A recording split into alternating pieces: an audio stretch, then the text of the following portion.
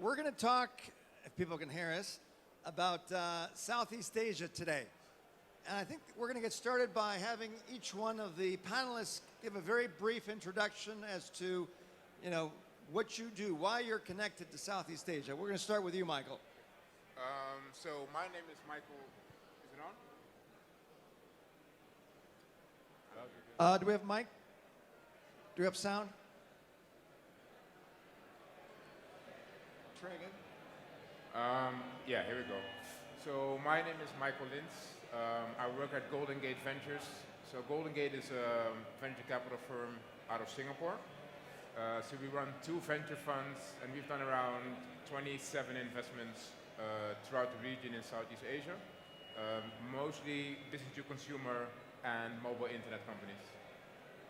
Okay, great. So Golden Gate Ventures is one of the biggest startup venture capital funds in Southeast Asia. And as Michael said, they have had, 27 investments? Yeah. Okay, great. Cristobal. So my name is Cristobal. I actually used to live in Singapore. I was leading the platform team in a company called Viki. So we were basically like crowdsourcing TV shows and movies and letting people subtitle them and watch them for free. So I basically built the technology, the platform side, to scale the company to 35 million users until it was sold in 2013 to the Japanese group Rakuten. Thank you, Cristobal. Guillermo. Hi, my name is Guillermo. I work for Tiger, which is a Spanish company based on Singapore. We develop artificial intelligence solutions for right now for enterprises, and right now we have our main client in Singapore is the government. We have a couple of products there. One of them is a conversational agent and a semantic search engine. We are also under an accreditation process from the Infocom Development Agency of the government of Singapore, and we are just doing fine so far. Okay, thanks, Guillermo. And finally, Jeremy, last but not least, what's your connection to Southeast Asia? Yeah, so I'm from Southeast Asia.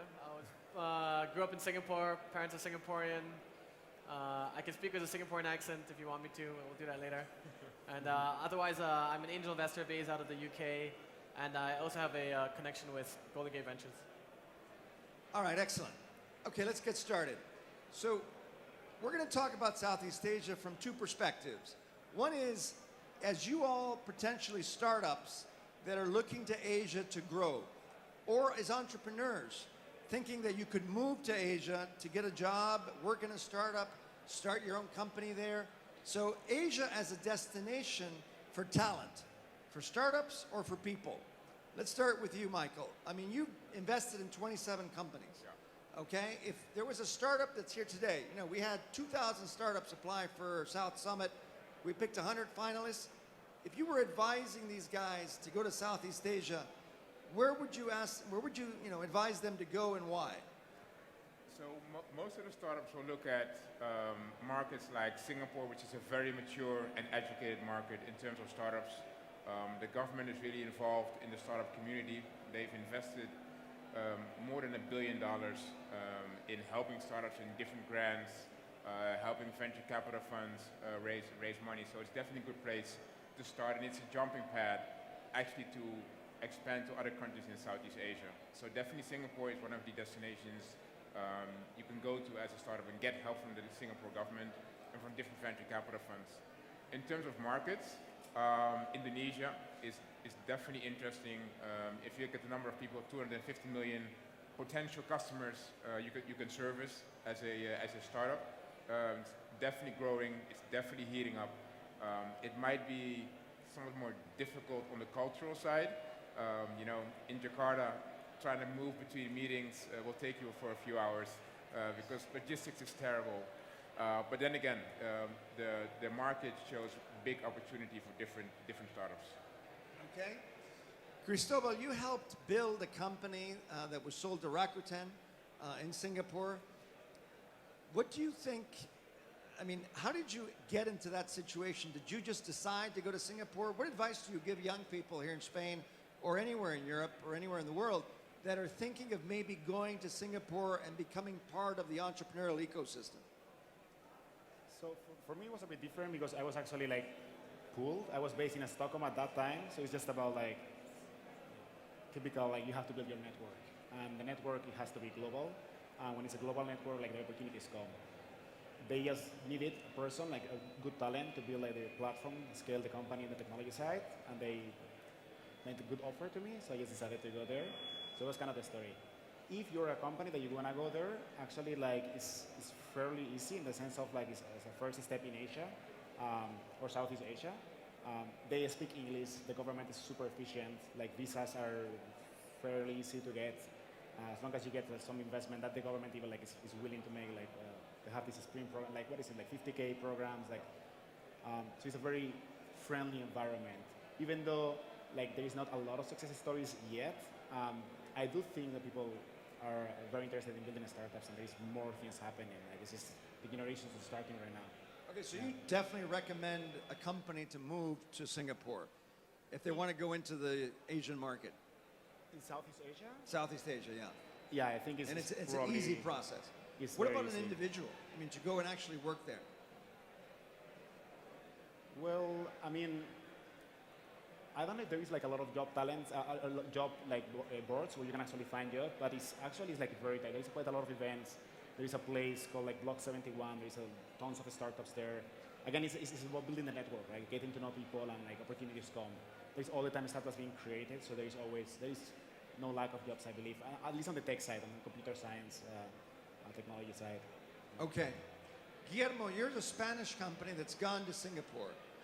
Tell us about your experience. How easy has it been to go into that market and use it as a base to go into the rest of the countries around it? Well, as I told you, our main customer there is the government, and they have this strategy to invest in tech companies, and they have done a lot of investments in development of startups and new companies. And we got there basically, all started in Chicago Business School, where our CEO did his MBA and did a lot of networking there. And this opportunity came up, and we established our company there. My perspective, I'm a software developer engineer. I've been also managing some projects there. I mean, to work there it's a very interesting experience. It's very different from the way we work here in Spain, or the culture is different. There's another discipline, and everything gets done actually pretty fast and pretty. There's a lot of control about all the process of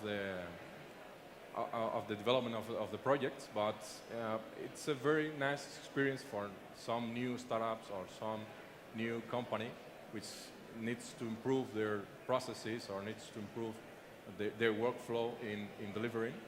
And I think it's a very, very good market and very good opportunity to go there and undertake these projects. Okay, so you're actually saying that it could actually help a European company to go there to become more disciplined. More or less, yes. Well, I don't think too many Singaporeans would argue with that. Okay, all right, Jeremy, we're going to change the subject a little bit because you're actually the only Singaporean here, right? Might be, yeah. Yeah, so as a Singaporean growing up in this disciplined environment, now you're living in Piccadilly Circus, so that's a whole different story. Very disciplined there too. As a Singaporean, what is the mindset locally like in terms of, is it easy to find good entrepreneurial workers in Singapore? Is it easy to find entrepreneurs in Singapore? It's an interesting question. I mean, we've had a very good history of entrepreneurs in the sense that we've got a very large hardware tradition. A lot of people don't know that the thumb drive was invented in Singapore. The Sound Blaster graphics card was invented in Singapore. The first commercialized popular MP3 player before the iPod was invented in Singapore. So, I mean, we do have a history of entrepreneurship. On the other side, on the flip side of things, Singapore is sort of like, there's a lot of talk of Israel, but Singapore really is a startup nation in itself. We're just about 50 years old. And in many ways, the government sort of is the entrepreneur, or was the entrepreneur for the last 50 years, which makes a very, very interesting environment. It became in Singapore, the government was one of the most popular places to work. It's one of the highest paying jobs in the region, which sort of created a very, very interesting dynamic for Singapore itself. And to be fair, something that I think even the government realizes is that didn't create as much of a creative or flexible environment as they would have liked, in the education system that I grew up in. However, that's something that's changed massively. The government has, in the last 15 years, they've shifted quite a lot of the education systems. They've moved in a lot of the sort of Western-style, liberal arts type education systems. They've put a lot of money into building the ecosystem, and I think you're seeing, now it's hard not to find an entrepreneur in Singapore. A lot of these, there've been a lot of programs. I think there's a very, very large community that just almost popped out of nowhere in the last 5 years. And I think that's something that's very, very exciting and is sort of sweeping the nation. All right, Michael, are you going to walk the talk here? These 27 investments that you've made, Yeah. where are they? Yeah, so they're actually all over the place in terms of Southeast Asia. Yeah, and in particular, I want to know if you had to choose a country around Singapore, including Singapore, Yeah. which ones do you think are more likely to come up with, the best startups? That's a very difficult question.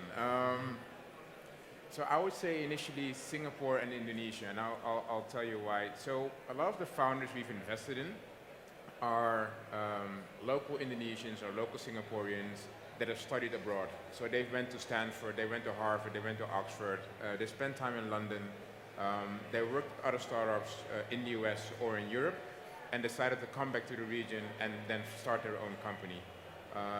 These guys and girls have become pretty smart and are the creative minds that actually help this entire startup ecosystem. So my top two would definitely be Singapore and Indonesia. Indonesia for the size of the market, the large, incredible potential. Looking at India and China, for instance, also big markets.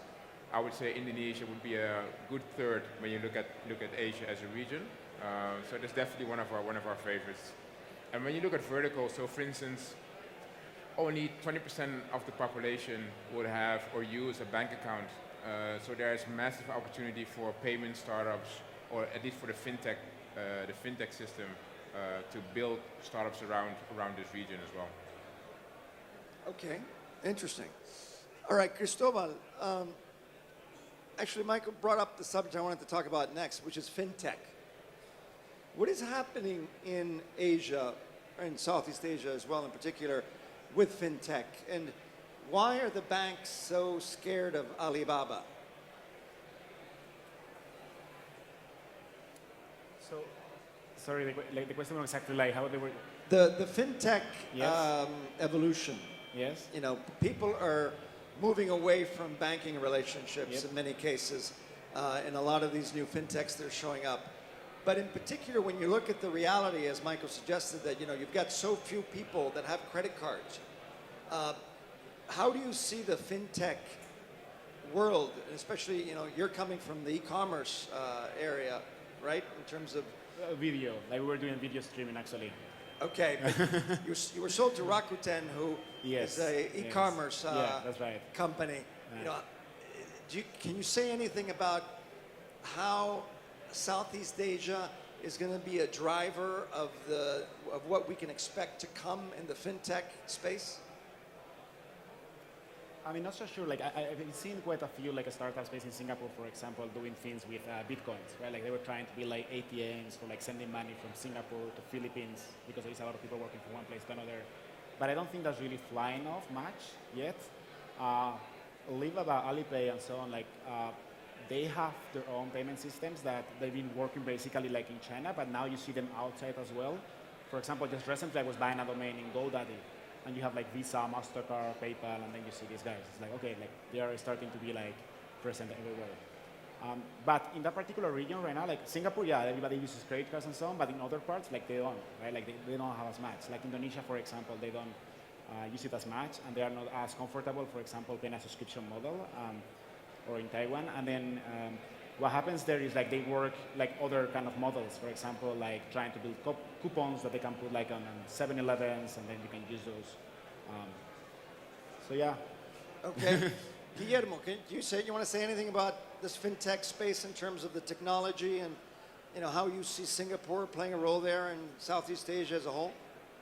I mean, I can talk to you about the perspective of undertaking the project there, and let's say the technical part, or perhaps I can call our CFO and he can tell you pretty much about the investment part. But I think that it's a very good market for any tech company that wants to invest there or get financial rounds there, or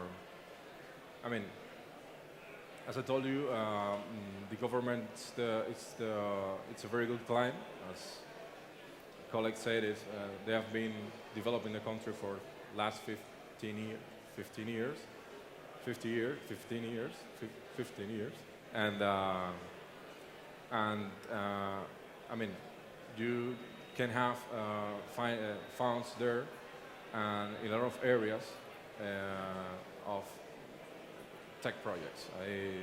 I don't know about the specifics of this fintech, but I can tell you about the other perspective of the undertaking projects there. Okay, let's now turn the table around and look at Southeast Asia from another perspective. Jeremy, you're an angel investor. And I know you're from Singapore, but if you were an angel investor that didn't have a connection to Southeast Asia, why would you go to Southeast Asia?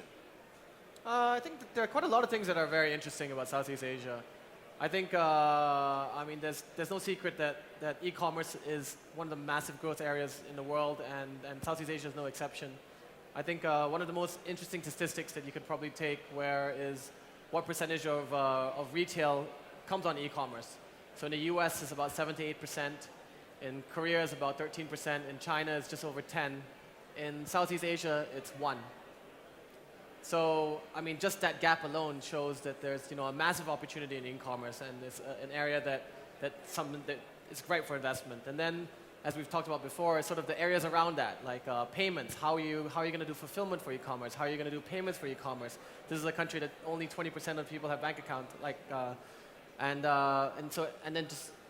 I think all of the sort of infrastructure around that creates an environment where I think is super exciting. I think and exciting for growth. And with the connection to here in Europe, we've actually had Rocket Internet come into the region. They've spent over $1 billion or raised over $1 billion into the region to build up that e-commerce infrastructure. So for me as an angel, I said, if someone's doing all the hard lifting, heavy work, if I can just pick out a few good companies that are doing things around that ecosystem, growth is almost guaranteed if you're able to sort of like hang around the ride.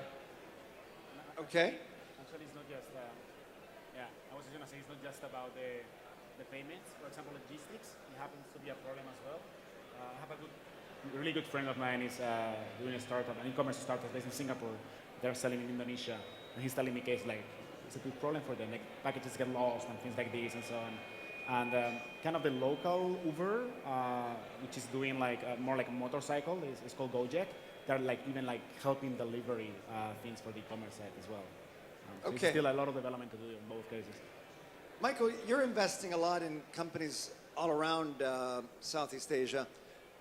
Is it fair to say that there's a lot of copycats from one market to the other? And when you're looking at an Uber copycat in Singapore and you see another one in Indonesia, are you more than likely to prefer investing in the one that's focusing on that particular market? Or do you look at a more global approach within the region and bet on someone? Do you take a portfolio of similar companies, or do you invest in individuals that you think are going to be able to cover several markets, and why? So initially we would always invest in teams or founders where we believe that they can at least have a global vision when they build their company. What is interesting, so before I moved to Singapore with my family, I thought, we're going to see tons and tons of copycats. While living in Singapore and traveling around the region, we see a lot of founders that actually solve hyper-local problems. So you mentioned Gojek as an example. So they're doing transport on motorcycles. I haven't seen any motorcycle transport company either in Spain or in the Netherlands or in the US. In the Philippines. In the Philippines, definitely. Yeah. So the problems that they are solving is really, really hyper-local, and they could become global companies. So for instance, another company which is in our portfolio, which is like the eBay for mobile, and they've been focusing on mobile from day one.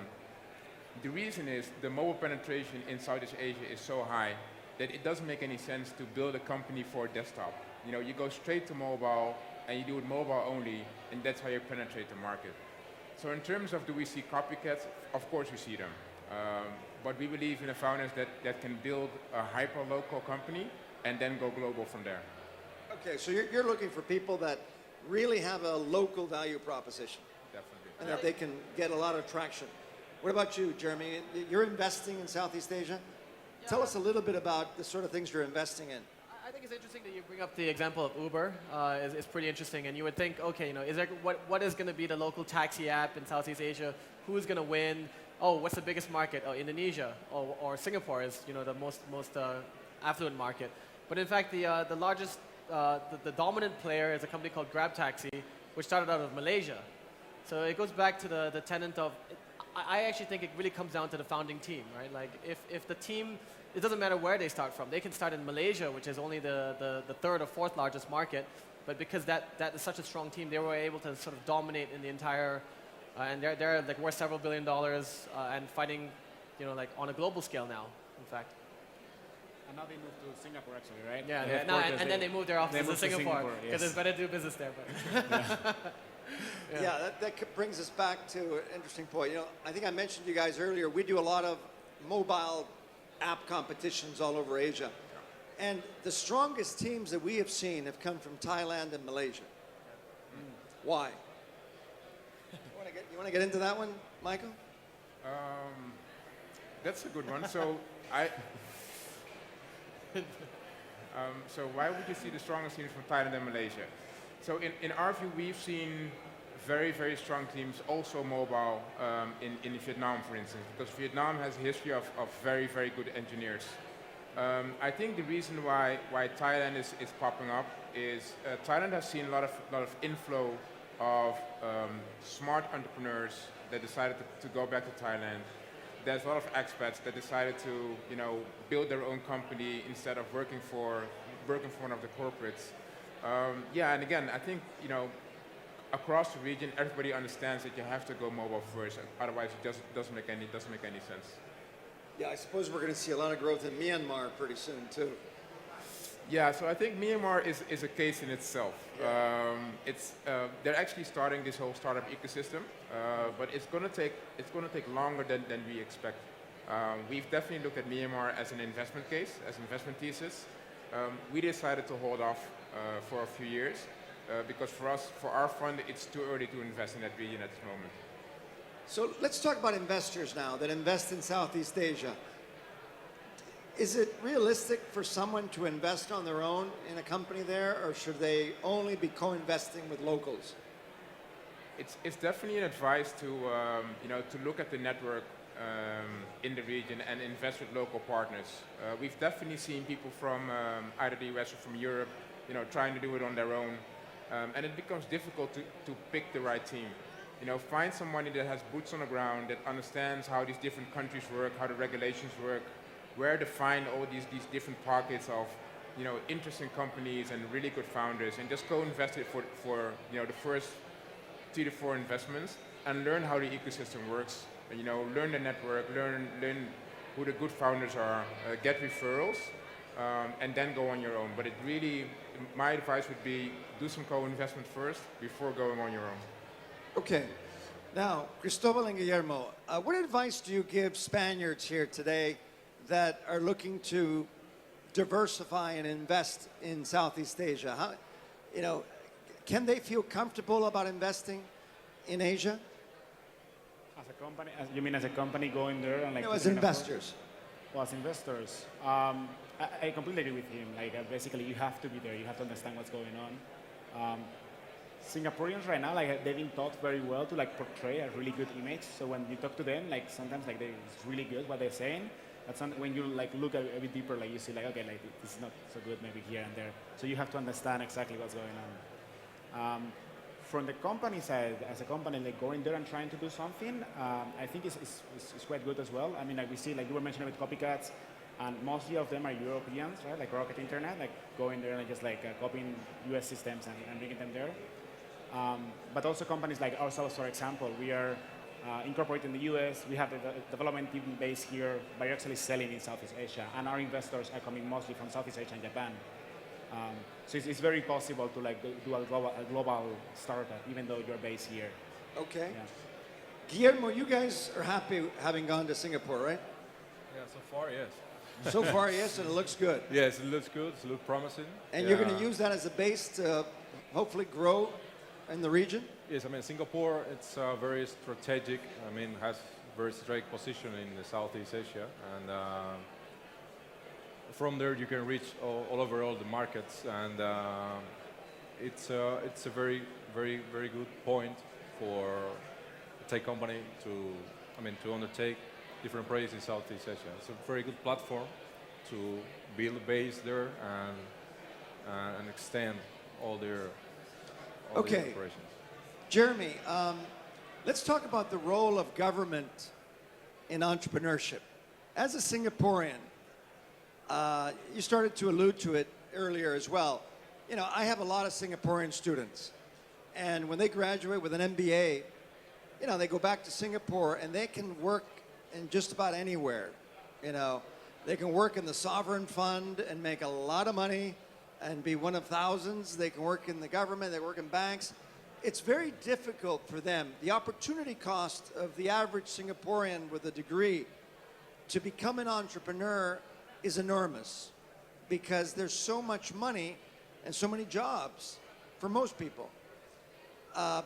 And then the government is pushing to try to create more entrepreneurship and funding probably more than any other Asian country in terms of making it easy for people to start their own companies. Does this work? Yeah, I mean, I would argue that this is no different than New York or London. You know, like someone who has an MBA who goes to London or New York has an equal amount of opportunity to get a job in banking and law and get highly paid, and the opportunity cost is just as great. So I think what the government has done, which has worked out very well, is first, focus on education, focus on making it very easy for people to go overseas, in institutions that are in the West and learn different things in different ecosystems. And then what the government has done on the flip side of it is sort of making it easier for companies to sort of raise money at the very early stages and make it much more acceptable to sort of be an entrepreneur, which is something that in Asia, I mean, it's trickier. Like, as you said, the opportunity cost isn't the money that you make. The opportunity cost is sort of the embarrassment that you might feel if you go out and you start a venture and it doesn't work. Yeah, it's the mindset. As Michael said earlier, most of these people you're investing in have studied abroad. Yeah. So they come back with a different mindset. Exactly. So as you say, maybe it's not the cost, but it's like, oh my God, is this really a career option? Yes. But I mean, we've seen that in Europe too. In Spain, 10 years ago, if you told somebody I'm an emprendedor, they would say to you, why don't you get a real job? Right? Even today, pretty much. So let's talk about the mindset in Southeast Asia, Michael. You're traveling all over the place. Is there an entrepreneurial mindset across Southeast Asia? Definitely, and to our surprise, we've seen, if I compare the number of deals we've seen between, let's say 2 years ago and now, so we've looked at around 500 deals in the first 6 months of this year. 500? 500 deals. Wow. 500 deals. Any investors here? 500 deals. And as a typical VC, we only invested in 7 of those. But then again, the number of deals has definitely picked up. So, and I think Southeast Asia needs success stories. Vicky was definitely one of the success stories. GrabTaxi is a success story. Redmart is a success story. So, as long as there's more and more success stories, it becomes less embarrassing to become an entrepreneur, and you can explain it better at home. That you're going to become an entrepreneur as well. Okay, good. So what about the local educational system? If you're a Spanish student that wants to go study in Singapore, so you can understand better the environment and settle there, do you think the universities like Nanyang, NUS, SMU, are they producing the future entrepreneurs there? Yeah, Jeremy? I think in many cases they are. You know, like a lot of our local heroes are coming from local universities as well. And like, you know, one of our superstars now, his name is Darius. He started a company that Golden Gate invested in and Sequoia invested in. So has one of the top investors in the world. And he came from the National University of Singapore, NUS, which he actually came from a specific program in that university that sort of encourages entrepreneurship. So, you know, the universities are pushing for that. Another thing that the universities are doing quite a lot of exchange. So if you're in NUS, you'll have seen lots of students come to Spain, students going to Tel Aviv, to the US, to Silicon Valley, and doing all of these exchange programs which sort of expose them not only to the education system, but also are creating sort of internship opportunities for them in that year that they're abroad, for them to sort of bring that learning back. And I think that's something that's also been key to the ecosystem. Okay, good.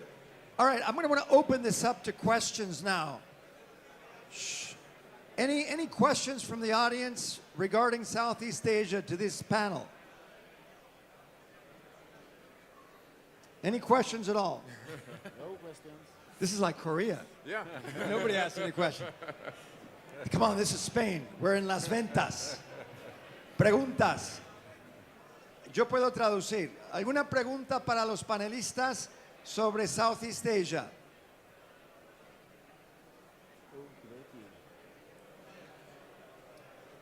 No? Time for lunch. Okay, well, I think you guys have answered most of the questions that they had, but we got a few more minutes. So what I'd like to do is now go around and have every one of you tell me most of you are either living in Southeast Asia or very close to Southeast Asia. As a parting piece of advice to the audience here, what could you tell them about Southeast Asia that is really unique? So initially, if you like food, you should definitely come to Southeast Asia. The food is incredible. It's really amazing. But on a serious note, I mean, the region has over 600 million people that are actually really engaged on their mobile. When you are a startup, that's a big market, and that's a market you should address right now. Okay, you heard that. 600 million people. Tremendous opportunity for startups. You know, Europe and the US combined have, 600 million. So this is an amazing opportunity, and as we heard earlier, the gap between the per capita consumption of services and goods in many of these countries is enormous. And just that offers tremendous opportunities. Cristobal. To me, I guess what I like the most is like, it's very lively. Do you like the food? I like the food. I love it. Except durian. That's not good. But it's very lively, the environment. People, they're really hungry. Like you can see, like everybody's trying to do things. Like, well, for example, you're in, I don't want to say Spain. I want to say Europe. Like everybody's very laid back. Like, you know, like let's go cervecitas, let's have fun and so on. There people want to do things all the time, and they're always talking ideas and so on. And it's very inspiring. Especially in Singapore, I saw that it's the closest to me right now, I guess, to like Silicon Valley, to San Francisco. So- I felt that kind of passion. Southeast Asia has had an impact on your life, right? Yeah, it has. Yeah, definitely. It's changed Yeah. your life It has changed a lot. for the better. Hopefully. No, yeah, definitely. It gives you a broader perspective. A And bigger Singapore perspective like no other. is Yeah, I very mean, multicultural. You get to know I people tell from it to all people over all the world. time. Yeah. If you ask me where do you like to travel, it's Southeast Asia. And it's not just the food. Guillermo. Yeah, I would definitely recommend for new startups to go there and explore all the opportunities that Southeast Asia can bring to them, and take a look at public tenders, for example, for government. The government is always publishing new tenders for new products, new applications, new systems, and there might be coincidence between what some new startup have to offer with this this mechanism is just an opportunity, one more opportunity to go there and explore a little bit more. I struggle a little bit more with the food because I don't like spicy food, but I mean, with the time You don't like Singapore crab? that's die an for. exception. Yeah, that's an exception. But yeah, it's a very very nice place to explore and to do. I mean, for doing business. I Okay. definitely recommend to go there. Yeah.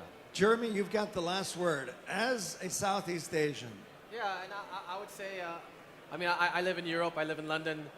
This has been great. Living in Europe has been amazing. You know, you can get on a plane. You can see amazing buildings in Spain. You can go skiing in the Alps. You can go to amazing beaches in Greece. And I would say the flip side of that, like Southeast Asia is the effective counterpoint for that. You know, you're based in Southeast Asia. You can see some ridiculous things in Myanmar. You go to the most amazing beaches in the world in Bali. And in some ways, you know, a lot of the experiences that you have as a European living in an environment where, you know, there's all European Union here, there's ASEAN in Southeast Asia. You know, you have to work across borders. You sort of have to like adopt to different cultures, different languages.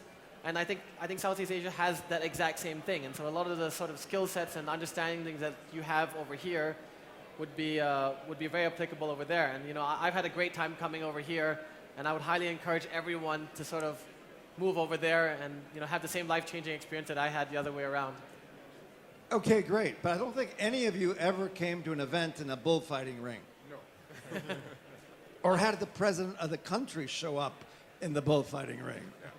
Okay, let's give a big hand to our panel. Big hand. Woo. Thank you, gentlemen. Thank you.